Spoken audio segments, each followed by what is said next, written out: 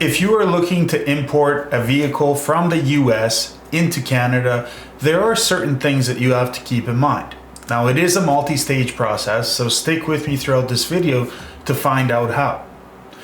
If you go to the Transport Canada website, there is a full detailed important information regarding the transportations of any kind and safety and security rules and guidelines as to how to do it.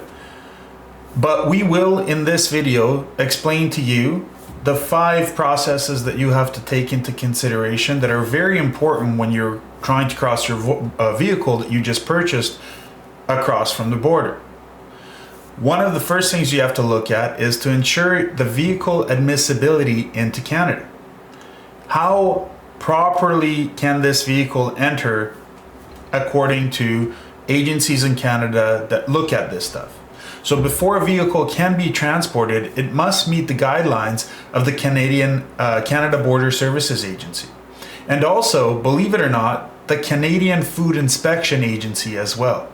And before it can be transported, in the event that the vehicle does not meet the guidelines, this could actually be very expensive and disappointing for you. So it is very important for you to make sure that you follow the steps and make sure you have all of your paperwork before you attempt at crossing the border.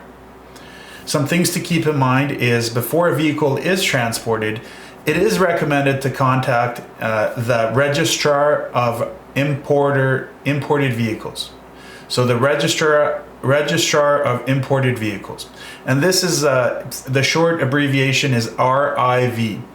And Transport Canada contracts the RIV to head up the nationwide program that ensures all vehicles that are imported go through the process of getting them compliant with Canada's standards of vehicle import and export safety. The next thing you got to make sure that you look at once you have done that part is make sure that you meet all of the clearance documentation requirements. This is a very important step, and it is always properly noted that you have to make sure that you have everything in order to cross the border. So you always have to want to make sure your paperwork is in order and that it meets both the U.S. Customs and Border Protection Agency's requirements and also the Canada Border Services Agency guidelines as well. Some things to keep in mind. There are certain short lists of items that you have to look at and make sure that they are accounted for, and make sure you have them along the entire process of export and import. You have to have the original title. This has to have also the manufacturer's statement of origin of certificate. It has to be the front and back copy of it. Also, if your vehicle is not be required to have one of those documents, then you must provide a certificate of number or certificate of no title. In addition to this, you have to also make sure you have your bill of sale, that you also have your recall clearance letter, which is the US only side. You also have to make sure that under the agreement, if applicable under the US and Canadian and Mexico free trade agreements, make sure that if it is applicable that you have commercial documents necessary for the export process. In addition to this, you got to make sure you have the copies of the export certificate and invoices in English or French, if the export location is other than the US. Okay.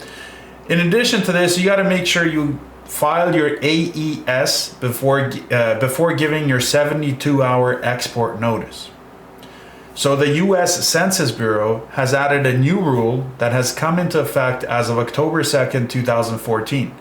This new rule is related to the filing requirements and states that a 72-hour notice must now be given when you're exporting a vehicle. In addition to this, the DUNS number, the EIN number, and the IRS numbers from the seller are required from the proper worksheets attached in order to file the U.S. Customs and Border Protection Automated Export System, which is the AES. The AES filing needs to be handled by a U.S. domiciled company. So a United States principal party in interest, it's sometimes referred to as the USPPI, a customs broker, or a freight forwarder can submit the AES declaration for you.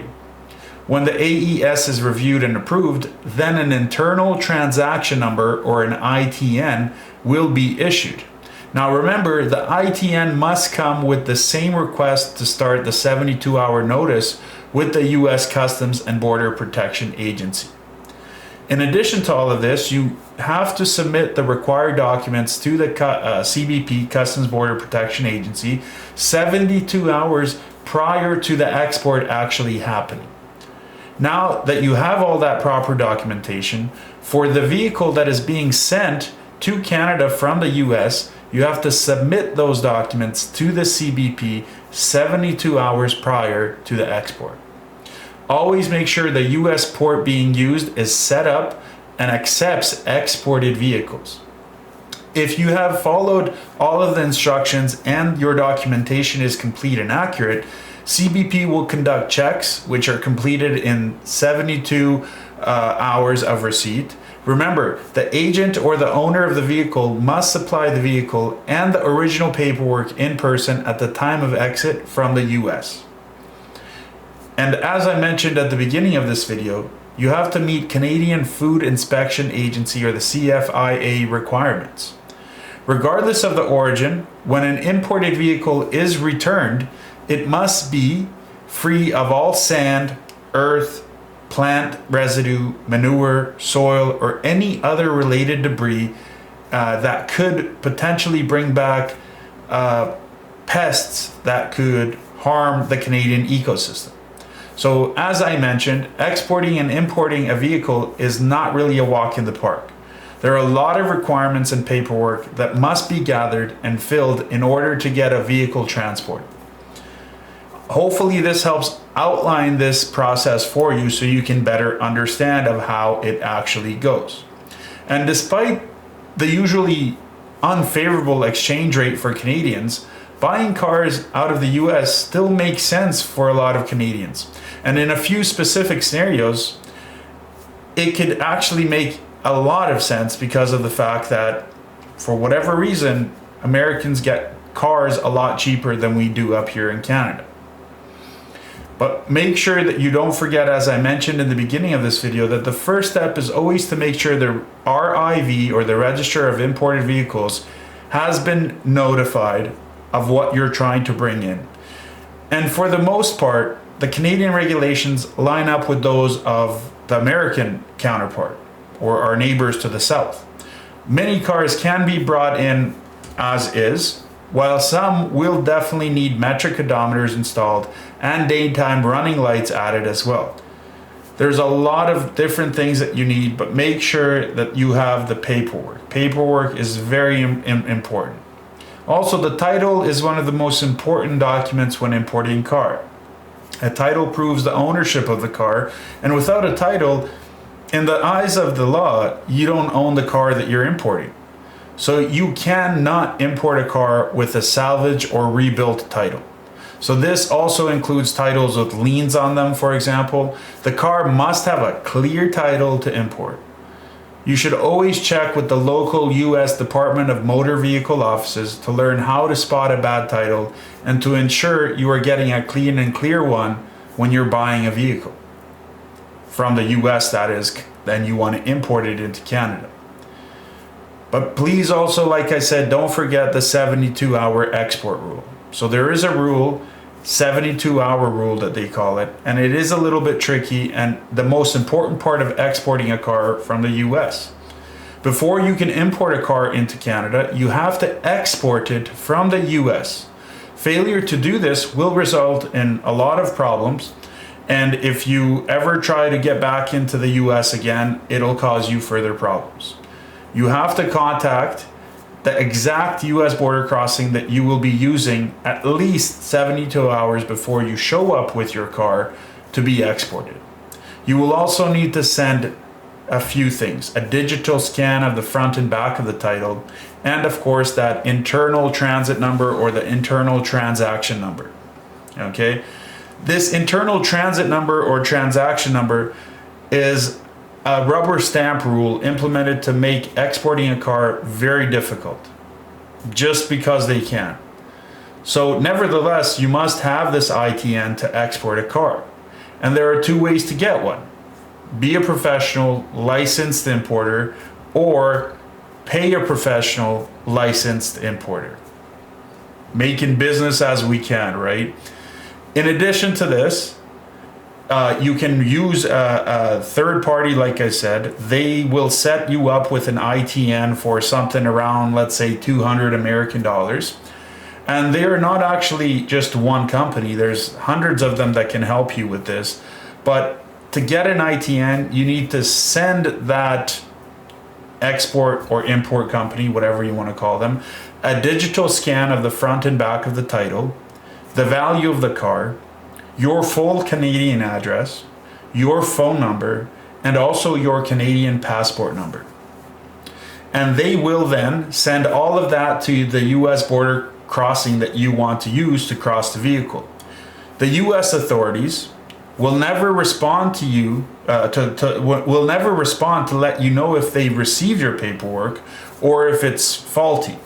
Their official policy is radio silence until you show up in person at the border. There is no way to check that your ITN has been received or declined. Yes, it's crazy, it's ridiculous, but that's the rules of the game. If you've done and called ahead for the 72-hour rule, have a clean title in your hand, and have the ITN paperwork, you are then ready to export. But you have to find out where. Not every US border crossing has an export office. You'll have to call the crossings yourself to find out if they do or do not. Most major crossings have them.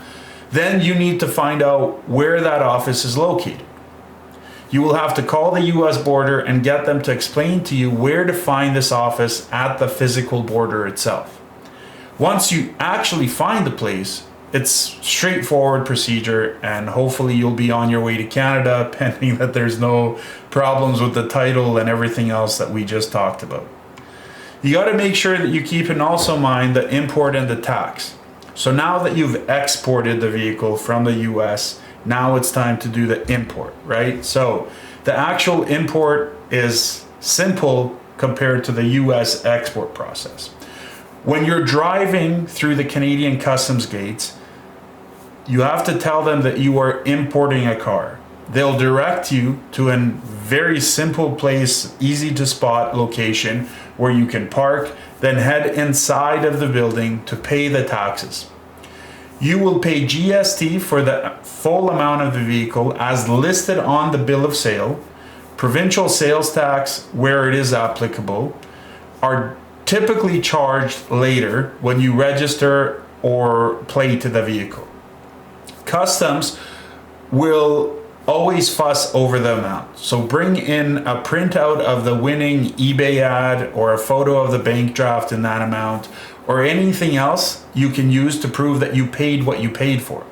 You will also pay a $100 fee if the car has air conditioning, and a flat $200 fee if the car is newer than 15 years old.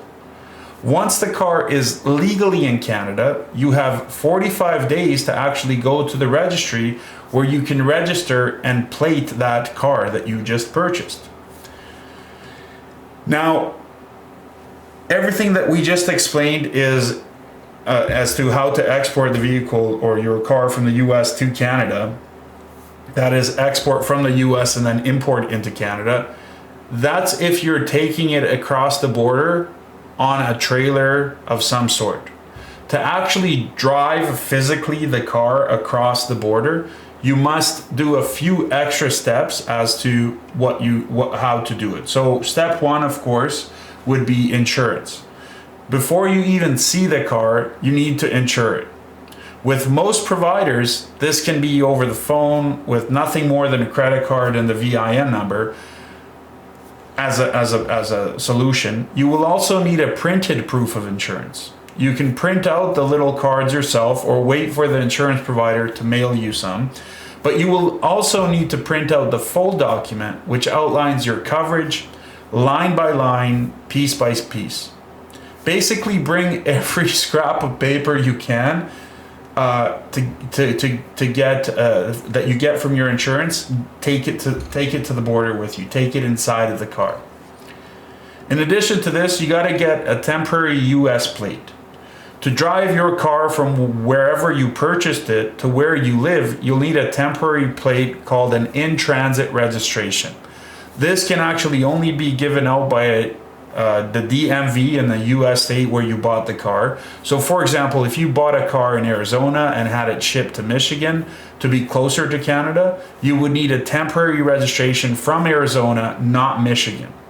Each US state handles this a bit differently, but in general, to get this temporary registration, you will need 2 pieces of government issued photo ID, bank information with your name on it, a debit card is acceptable, proof of information or proof of insurance. Okay, remember you have to include the full policy document, not just little snippets, the full thing. A signed and complete bill of lading as well. Now, the temporary registration is valid only for your route home, and it even has your origin and destination written on it. So if you're trying to be a little bit sneaky and just drive around with it, the cop pulling you over will understand what's happening based off of the documents that you give them. Each state is a little bit different. For example, in New York, as an example, the tag is only valid for 40 days. Okay? So those are some additional things that you need if you're driving the vehicle. Those are the 2, the insurance and of course the plates, the temporary plates, if you're trying to drive the vehicle over to Canada. I hope you found this video helpful for you if you're trying to import. If you got more questions, please reach out to us. We will try our best to try to answer as many questions as we can for you, to guide you along the process as well. If you enjoy this video, give it a like, give our channel a subscribe. We are trying to grow it to something larger for everybody that's interested in logistics. And this is a part of logistics. Importing cars is logistics. We're moving things from point A to point B, right? So thank you very much for listening. God bless. Leave a comment below what you thought about the content, and we'll go from there. Everybody, have a great day, evening, morning, wherever you are in the world, and we'll catch you in another video. So stick around on the video that is on the channel. Look around, see what else is of interest to you, and we'll go from there. Cheers.